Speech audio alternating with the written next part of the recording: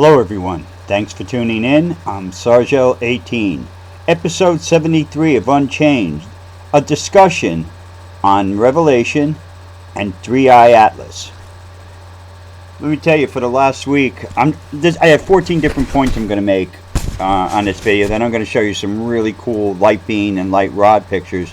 Some I know you haven't seen that I took at the Vortex. It's just so much, But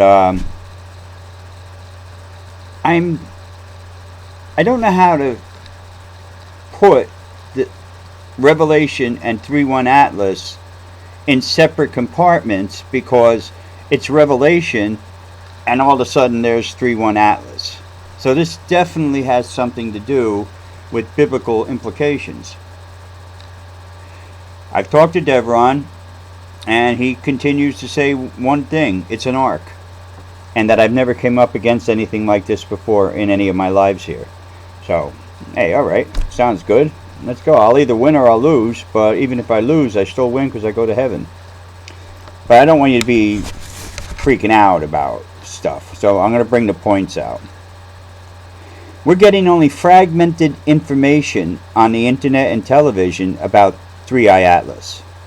One time it's this size, the next time it's 10 times bigger, then it's whole, then it got hit and it's split in half.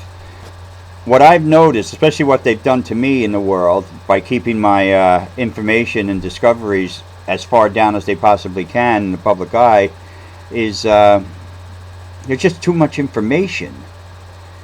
It's constantly changing, too much information. Now, if this was done by a government agency, let's say DARPA, to keep people unaware of 3iATLAS and all that goes along with it, they're sure doing a shitty job, because the information keeps coming out. And the people that have called me and emailed me, I tell them it's too much info. Something's up. Don't trust the info, but there's too much info. Now, if you remember correctly, 3 years ago, when all that food on the ships were all stuck and they couldn't unload it, and then all of a sudden they were all unloaded out in sea and everything's okay, they took that. I knew they took that. They took that in case of a global damnation, let's say, happens, so that they'd still be able to live. And they packed that all up in Antarctica and all that, from Q-tips to soup. And I knew then that something was coming. I just didn't know exactly what it was going to be, and Devron didn't let me know. I don't ask him details that often. He just says it, and then I react to it. But it's only fragmented info. What info is right? Is there really a 3iATLAS up there, or is there something somewhere else and they got everybody looking this way at 3iATLAS, when on this side the real danger is? And the government has, and DARPA has been known for doing things like that. So you have to be on top of it. And also you take it with a grain of salt. No matter what, let's say 3iATLAS is going to hit Mars, we're going to get affected through radionics, vibrations. Or maybe a chunk of Mars gets broken off and heads to Earth. If it misses Mars and it crashes on Earth, then we don't have to worry.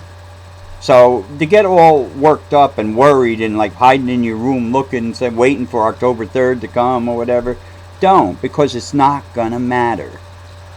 I mean, it matters that you live. It matters that you've been listening to me for the last 2 years on these videos. Put stuff away. Put supplies away. Put food away. Ammunition. Everything that you can put away, just put away in case something happens.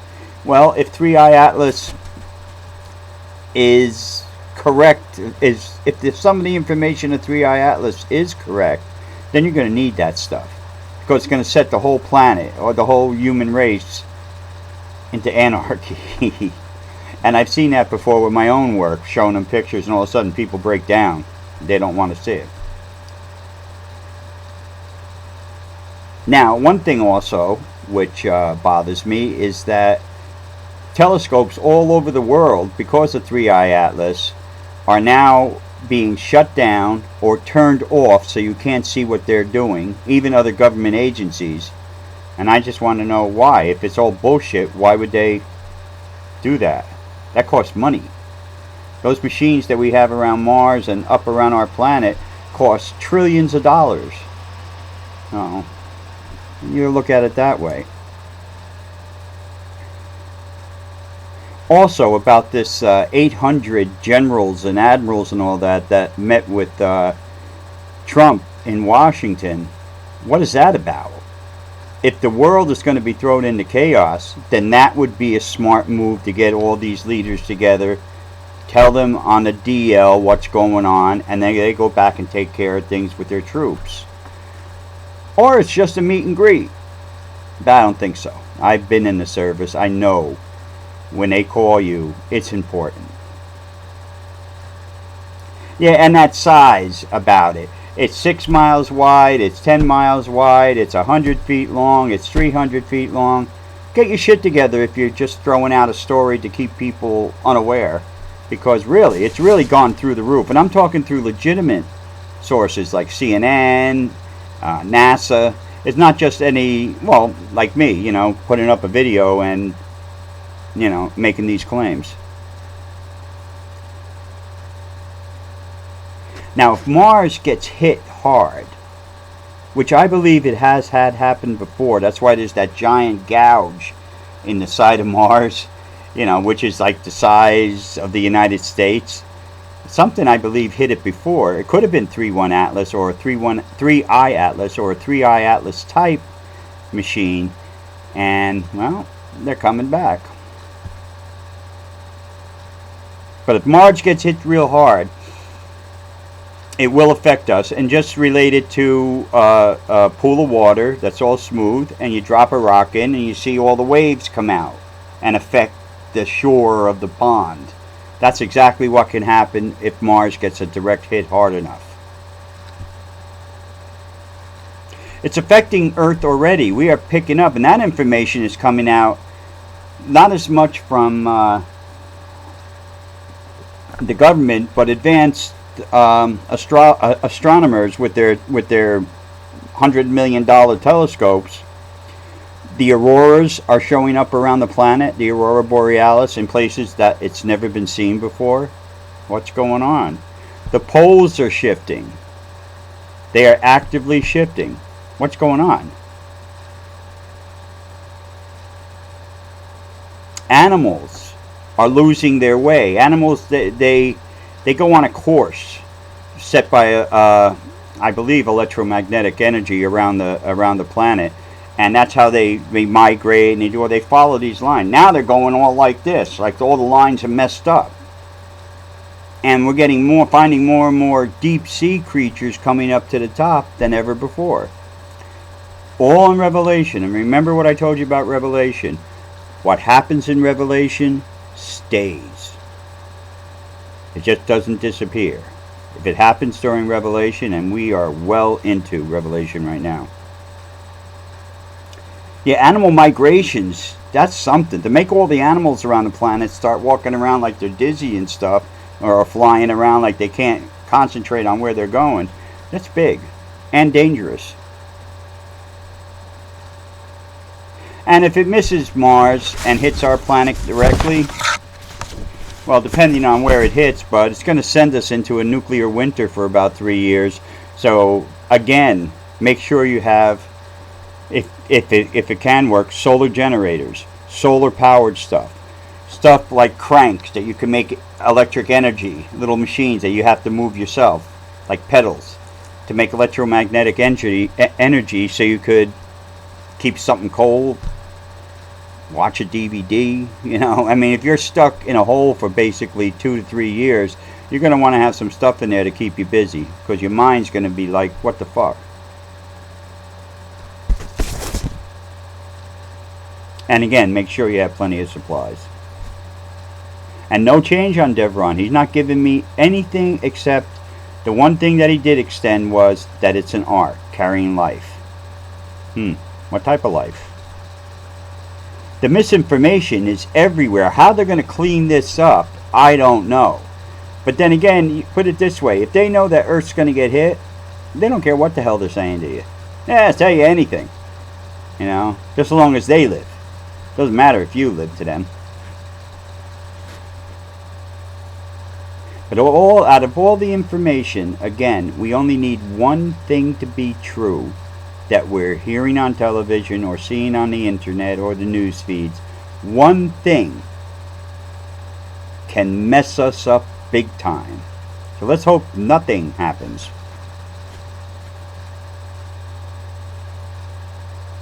And I'm just like you. I'm waiting to see what happens. I mean, I built Atticus. I was directed by Deveron to build Atticus. I did. It's quite big and powerful, and it's vibrating. It's vibrating right now. I can see it over there on the table.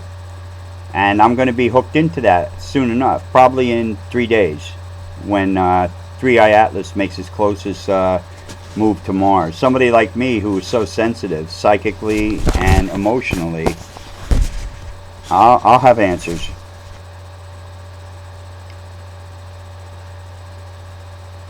Now, one thing about, before I get to the pictures, one thing about 3iATLAS is it's so large and powerful that it is actually right now affecting our vibration here on Earth. The planet, the animals, and the people, and the weather. So, let's just hope it just zips by and goes about its way. Me, though, remember, I haven't missed on a prediction ever. But my last prediction in this that I made in this life is that ETs, not aliens, extraterrestrials, are going to visit Earth and in 2087 and help us and become our friends. But we have to get through 50 years after Jesus came to straighten our act out and our planet out so that we could welcome these individuals. This is not it. This is not it. Now, I'm going to show you some cool pictures. I hope some of that makes it into your psyche, you know. And again, really, you want to sum everything up that I said? Make sure you got shit put away. It's only 4 days, so you don't really have much time if you don't have anything put away. But look around the house and say, oh, batteries, this, that. Put them away and wait. We have between now and December, when it comes back from around the sun, if it comes back from around the sun, to prepare if nothing happens in 3 days. Now, let's look at some pictures. Wow, I don't know what would happen if all my pictures would be destroyed, all my evidence. Now I'm going to show you light beings and light rods that I've taken. I have thousands of pictures of them. Thousands, like I'm going to show you. So I picked these out real quick, and I hope you like them. Here's the first one. Now you see that light slug there. If you look up to the top left, it's over the river, and it's about 40 feet away from me. And I made a little detailed picture on the thing there so you can see it better. These things go around, and if they latch onto you, you're possessed. That's it. This is another form. These slugs.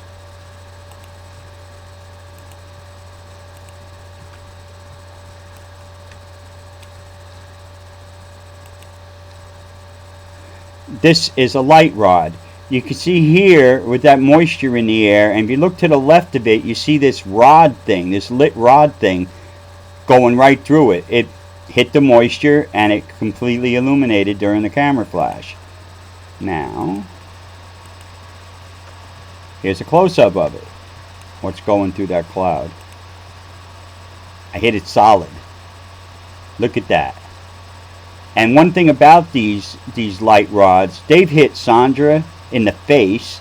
They hit me in the leg. They hurt as hell, these things. So I consider them weapons. But there you go. This is the fun stuff that I don't show that often, because you know, people always want the glitz, you know. Get the dinosaur, show the devil again, you know. I like doing this too.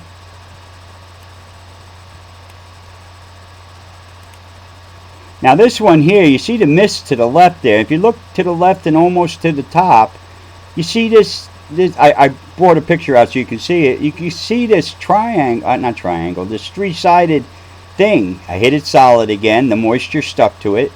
I don't know what being it is, but that's the picture. See, I have pictures like this all the time. You know, I just don't show them because they're not on the wow factor. No.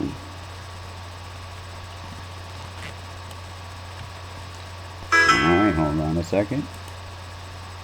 Oh, another light slug. This is over the river. There's a little island, stripping island, in this river under the bridge. And look, there he is, wiggling along the top of the water, looking for food. You can see he's right there in the dead center on the bottom, and I did the enhancement.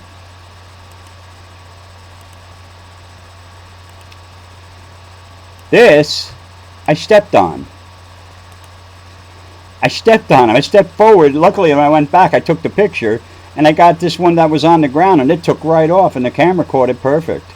No miss, no nothing, just plain old light beam and me, and a camera.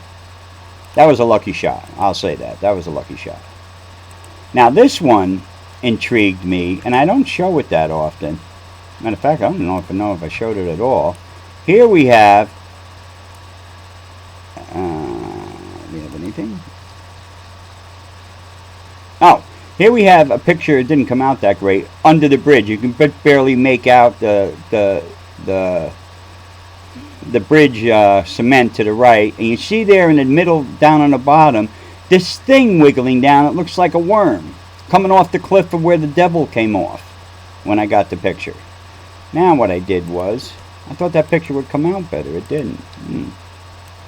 Different on one computer than another, I guess. This is what that is. Again, I hit it solid. It's wiggling down, trying to hide, coming down the cliff so it could get to me, and I got it. And I even brought it up so you can see there is actually something there. I forget the name of the program that did that. Been years, 25 years. But look at that. There are people out there that would take a picture like this and make a whole career out of it. They're the big thing. They make a whole career out of it. Luckily, I have enough for about 1 million people to make a career out of things.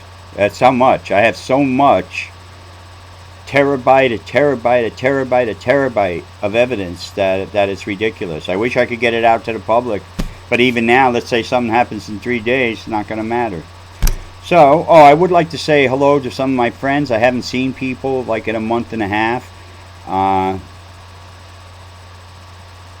My friend Kendall, who's a great girl, and just people in general that I normally would see every day out in the town and all that. I've been locked away because I am now 130 pages into my book that I'm writing. And that's going to be great. I can't wait to get it out for people. Full of pictures, full of evidence, and more explanation than I've ever given on videos. So I want everybody, please don't worry. Just prepare. Let's see what happens. Please stay prayed up, and peace out.